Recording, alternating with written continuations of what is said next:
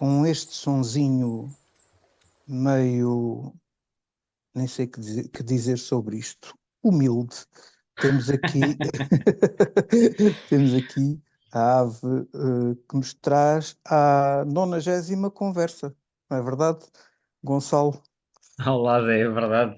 90ª conversa. Gostei desta do humilde, hein? E atenção, é preciso esclarecer os nossos ouvintes que nada disto é combinado. Portanto, estas- todos estes comentários que aqui surgem nestas conversas são sempre espontâneos. Portanto, fica aqui também já este esclarecimento. Ora bem, esta espécie, a 90ª na minha lista, eu observei naquele que era o segundo grande destino da famosa viagem de bicicleta por Espanha, que era um destino já na Beira Baixa, que era as Termas de Monfortinho. As Termas de Monfortinho, onde eu cheguei no dia 23 de setembro de 1988. Eu tinha feito, recordando as conversas anteriores, uma aventura de bicicleta com o meu primo, em que fomos de comboio até Castelo de Vigo, mais as bicicletas, depois visitámos Castelo de Vigo, depois Marvão, depois atravessámos Espanha numa zona entre Valência de Alcântara, passando por Membrio e até Alcântara, entramos em Portugal pela fronteira de Segura e dirigíamos às Termas de Monfortinho. O objetivo era procurar a cegonha preta. Só que a cegonha preta apareceu, entretanto, pelo caminho quando estávamos a atravessar a Espanha. Mas mesmo assim eu quis ir às Termas de Monfortinho, porque, primeiro porque tínhamos visto a cegonha preta um bocado mal, e portanto eu ainda tinha a expectativa de conseguir ver a cegonha preta em Monfortinho, e vimos uma também a voar ao longo do Rio Eres. E segundo, porque eu achei piada ao nome desde que eu ouvi falar desta terra, e eu às vezes, desde há muitos anos que fazia isso, olhava para o mapa, via assim um nome de uma terra, e pensava, esta terra tem um nome giro, o sítio deve ser engraçado, quero lá ir. Portanto, foi um bocado assim. A cegonha preta também acabou por ser aqui um bocadinho o pretexto para fazer esta volta. Bom, mas como eu disse, quando chegámos a Monfortinho, já tínhamos visto a cegonha preta, voltamos a ver uma cegonha preta lá, mas entretanto apareceram outras espécies, e uma delas foi então o nosso chapim-rabilongo. Daquilo que eu me recordo, eles andavam ali nas árvores ao longo do rio, porque o rio Eres, que faz ali a fronteira com Espanha, Monfortinho, atualmente existe uma ponte que atravessa o rio, mas na altura não existia, porque em 1990 não tínhamos ainda o acordo de Schengen, portanto as fronteiras ainda estavam fechadas, havia controle de fronteiras, e portanto a gente quando chegava a Monfortinho via ali o rio e punha-se a olhar para a Espanha que estava lá do outro lado, mas não podia passar, pelo menos legalmente não se podia passar ali. E então ali ao longo do rio tem umas árvores, tem lá algum arvoredo, uma galeria ripícola, e daquilo que eu me recordo desta observação era por aí que o chapim-rapilongo andava. Eu nunca tinha visto nenhum e, portanto, foi então em Monfortinho que este chapim entra para a minha lista. Quer dizer que estes bichos não respeitavam o controle das fronteiras. Bem, eu não os vi a atravessar o rio, honestamente, mas imagino que eles cruzassem livremente. A verdade é que eles também não estão sujeitos a controle nenhum e, portanto, andavam por ali, todos contentes. É verdade. Agora há uma coisa curiosa, né? Que este chapim não é chapim, não é verdade? Pois é, assim, isto não é chapim nenhum, na verdade. Isto não é chapim nenhum porque isto pertence a uma família completamente diferente que não tem nada a ver com a família dos outros chapins. Os outros chapins estão na família Paridé, enfim, que em português podemos traduzir como os parídeos, enquanto que aqui este chapim, o rabilongo, está numa família própria chamada Aegitalidae, que é a família dos Aegitalídeos. É uma família que, em termos taxonómicos, está bastante distante dos outros chapins, dos parídeos. Então nós podemos perguntar-nos, mas porquê que isto se chama chapim? Se eles não pertencem à mesma família e nem sequer têm algum tipo de vocalização que faça lembrar chapim, porque a palavra chapim é onomatopaica, nomeadamente no caso do chapim real, que canta assim chapim, chapim, chapim, chapim, não é? Ora bem, eu acho que a origem, Para nós é o único Agitelidé também, para nós em é o Portugal. único. Depois sim, há uma série deles na Ásia, na China e nos Himalaias, há várias aves desta família, mas na Europa só é este. Mas a todos Ora, esses está atribuído o nome de chapim também, não é? está por analogia com estes, tal como há uma série de espécies de cucos que também se chamam cucos, apesar de não cantarem cucu, né? É por analogia com a espécie que deu o nome à família ou ao Ok, género. ok. Agora, neste caso, eu acho que a origem deste nome remonta ao Linneu, porque esta espécie foi descrita pelo Linneu, que foi o naturalista sueco que popularizou este sistema binomial, e o Linneu chamou a esta ave Parus caudatus. Portanto, o Linneu que classificava as espécies com base nas suas características morfológicas, olhou para este passarinho e pensou: isto é um chapim, vou-lhe chamar Parus caudatus. O caudatus é para referir que tem uma cauda longa. Ora, mais tarde, já no século XIX, esta espécie passa para o género Aegitalus, e depois passa para uma família própria. Mas, entretanto, já tinha adquirido nomes comuns noutros idiomas. Não sei exatamente quando é que aparecem os nomes ingleses e franceses, etc., para estas aves, mas em inglês isto passou a ser conhecido como long-tailed tit. Ora, tit é o nome que os ingleses dão aos chapins. E, tanto long-tailed é de rabo longo, ou de cauda comprida. E em francês chamava-se mésange à longue queue, que significa chapim de cauda comprida, porque mésange é o nome dado aos chapins. E eu acho que o nome chapim rabilongo, digo acho porque não tenho a certeza da origem, que estas coisas nem sempre estão documentadas, mas eu penso que o nome chapim rabilongo, em português, aparece por tradução do nome inglês ou do nome francês. Portanto, ou é o long-tailed tit, ou é o mésange à longue queue, que por tradução dá origem ao nome português chapim rabilongo. Porque há muitos nomes que chegam ao português como por tradução. Porque os nomes vulgares desta espécie, ou seja, os nomes usados pelas pessoas que viviam no campo, nos meios rurais e que conheciam as aves, são nomes completamente diferentes, estes sim com um sabor muito mais popular. Repara, por exemplo, nestes. Cabo de enxada. Imagina, estás a pegar numa enxada, quer dizer, com aquela cauda comprida, né?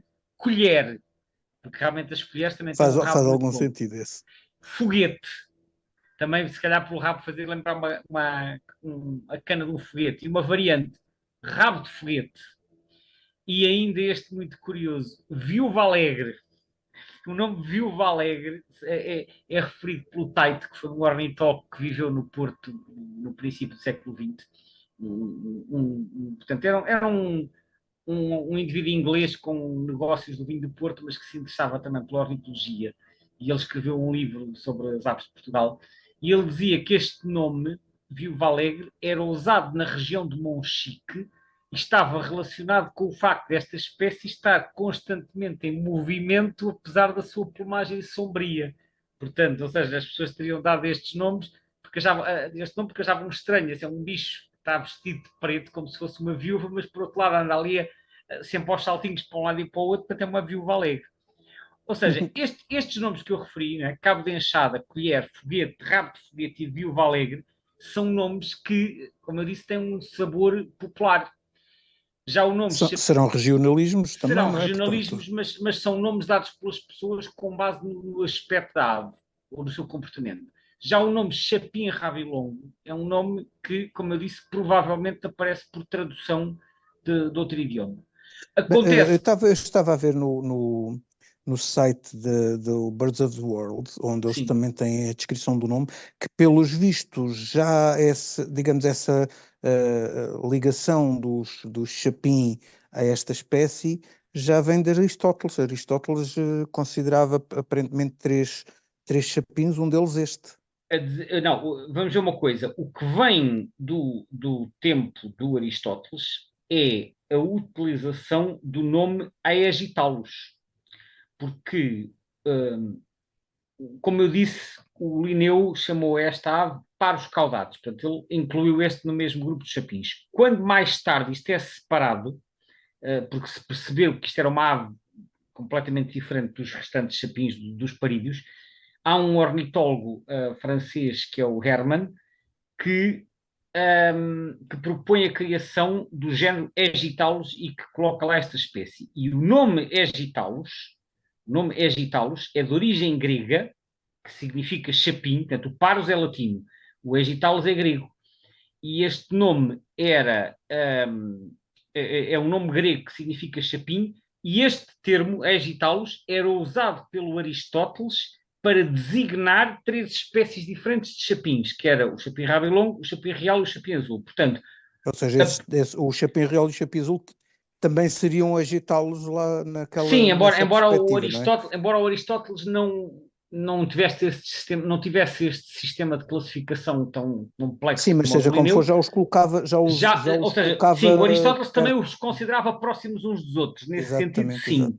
O que Provavelmente acontece é que, pelo o bico, se calhar aquele bico curtozinho, e tem, não sei o que, é mais ou menos típico um pouco dos e de chapinhos, andarem talvez. assim, se calhar, um bocado pendurados nas árvores, etc., não é?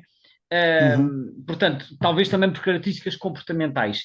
Portanto, quer o Aristóteles, quer o Linneu consideravam estas aves próximas umas das outras. O Linneu usou o género de paros que é chapim e latim. Quando o Hermann resolve propor a separação do chapim rabilongo para um género diferente, ele vai buscar o nome chapim em grego e enfia lá o chapim rabilongo no sentido de, olha, vamos pôr este neste género, que quer dizer o mesmo, mas é um género à parte que é para não haver confusões com os parídeos. Portanto, quer dizer, isto estou eu a dizer, eu não vi a descrição dele, mas estou eu a supor que terá sido este o raciocínio do Hermann para escolher esta palavra que significa o mesmo que paros, embora com uma origem diferente, para colocar este num género separado dos outros chapins.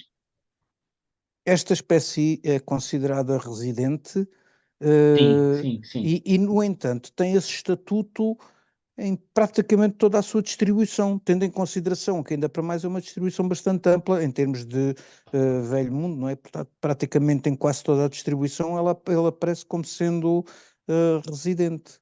Sim, é verdade, não é uma espécie dada a grandes movimentos, mesmo aqui na vizinha Espanha. Acho que o movimento mais amplo que se conhece de uma ave desta espécie foi de 170 e tal quilómetros e aparentemente será só um caso, portanto não é uma ave que se desloque muito. Provavelmente não se deslocam porque não têm necessidade de o fazer. Repara que as migrações são sempre uma estratégia que as aves adotam para enfim, para conseguirem ir para regiões que lhes ofereçam os recursos necessários à sua sobrevivência. Uma espécie que encontre os seus recursos alimentares durante todo o ano no mesmo local não tem necessidade de se expor aos riscos da migração. De qualquer forma, no Birds of the World, embora eles tenham um mapa a mostrar como residente em toda a sua área de distribuição, e é preciso dizer que esta área de distribuição além de abranger a maior parte da Europa, exceto o extremo norte, se estende pela Ásia fora até ao Japão e até quase ao extremo oriental da Sibéria, portanto, até à península de Kamchatka. No entanto, eles no texto dizem que é residente nas zonas temperadas e nas regiões mediterrâneas, mas pode ser parcialmente migrador mais a norte, especialmente no norte da Sibéria. O que não surpreende, porque Claro. quer dizer, Quem é que lá quer apesar, ficar? aquilo é terrível. Eu acho que há poucas espécies que se aguentem no norte da Sibéria durante o inverno. Penso que os O ser corvos humano. e alguns corvídeos conseguem, mas são muito poucas espécies. E, portanto, eles dizem que as aves do norte da Sibéria podem fazer estes movimentos migradores, portanto, saem no fim de agosto e voltam só em maio. Mas na Europa, provavelmente a maioria é efetivamente residente, até porque eles não vão muito a norte, eles não vão lá para o norte da Escandinávia. Eles vão até à Dinamarca, entram na Suécia, vão mais ou menos até meio, na Noruega sobem um bocadinho mais, que é mais costeiro, mas não vão muito lá para o norte. Portanto, eu acho que eles Uhum. também evitam as regiões já de condições muito extremas. Nós já vimos que em espécies que têm um pouco este comportamento essencialmente residente, que há uma certa tendência para, provavelmente também pelo isolamento geográfico das comunidades, das populações, que de repente isto resulta numa proliferação de subespécies. É o caso desta também? E esta espécie é uma grande confusão, porque é assim, ela tem nada menos do que 17 subespécies, isto de acordo Ora, aí com o está, é Birds of the mesmo. World. 17 subespécies, e o que é engraçado é que há bastante variação em termos de aspecto da coloração. Portanto, o padrão base é um misto de brancos, pretos e cinzentos com alguns tons rosados em algumas subespécies, mas isto varia. E, por exemplo, as aves da Escandinávia são muito mais branquinhas, com a cabeça e as partes inferiores todas brancas e certas zonas do dorso também brancas. E depois mais para Parece um sul, peluchezinho. e para sul são um bocado mais escuros. Agora, há aqui uma curiosidade, porque esta ave em Portugal, só em Portugal continental, tem duas subespécies diferentes e, embora haja outras espécies que ocorrem em Portugal que têm mais do que uma subespécie, essas subespécies geralmente são muito parecidas e não são distinguíveis no terreno, só na mão ou com outro tipo de análises. Mas no caso do chapim-rabo longo, as aves do norte são marcadamente diferentes das do sul. E eu creio poder dizer, sem me estar a enganar, que é a única espécie da nossa fauna nidificante, a única espécie de ave, em que nós temos duas subespécies diferentes reconhecíveis visualmente, assim no terreno ou em fotografias. Ou seja, porque elas são suficientemente diferentes para nós as podermos reconhecer. E a diferença está essencialmente na cor do dorso.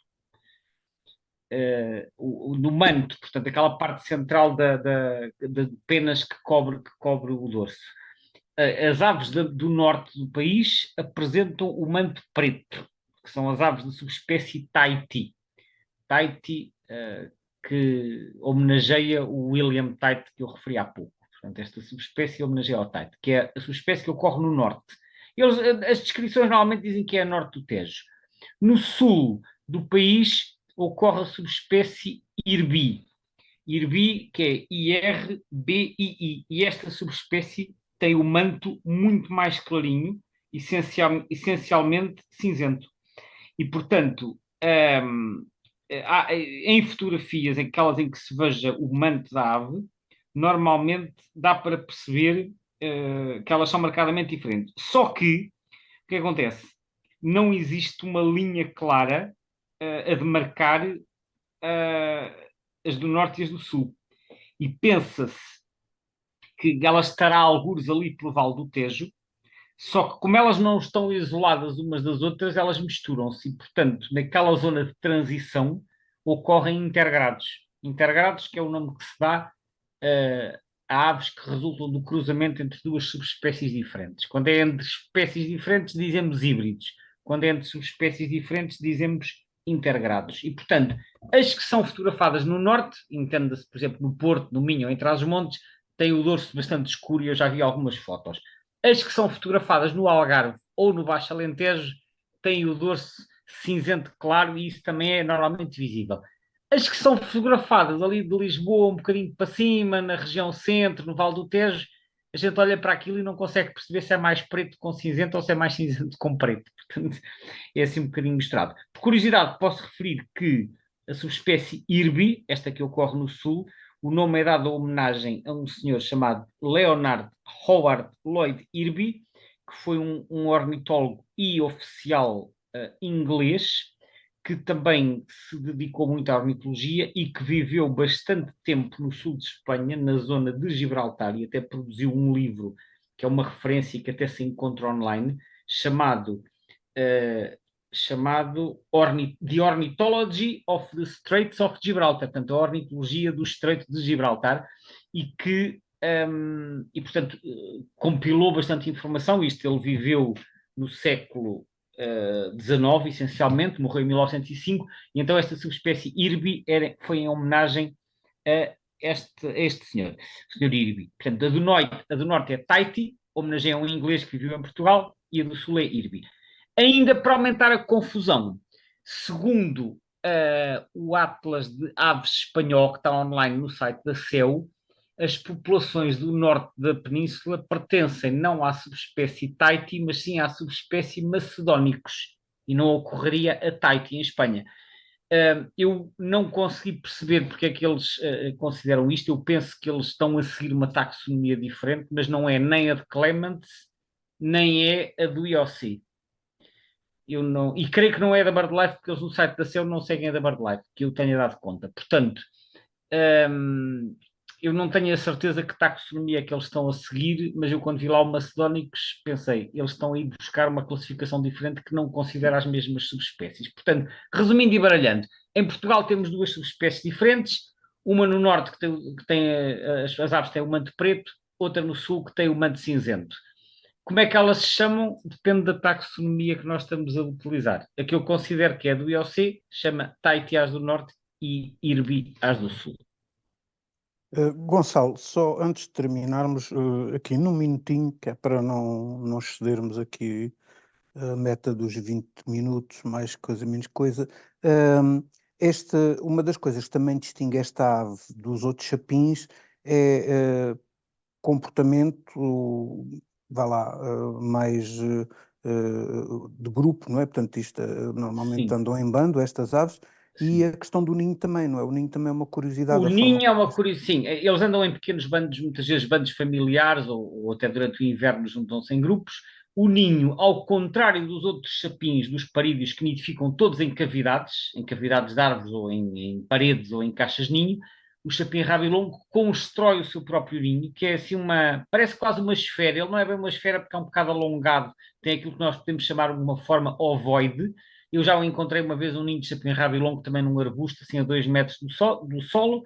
É para aí uma coisa, sei lá, com 15 centímetros de comprimento, assim como se fosse um ovo gigante, e depois tem uma abertura numa das extremidades e é por ali que os chapins entram lá para dentro. Portanto, ele constrói o seu próprio ninho, o que também sugere, enfim, uma diferença na biologia da reprodução bastante grande relativamente aos outros, aos parídeos, relativamente aos outros chapins. Obrigado, Ok, Gonçalo. Até à próxima, obrigado, Zé. então.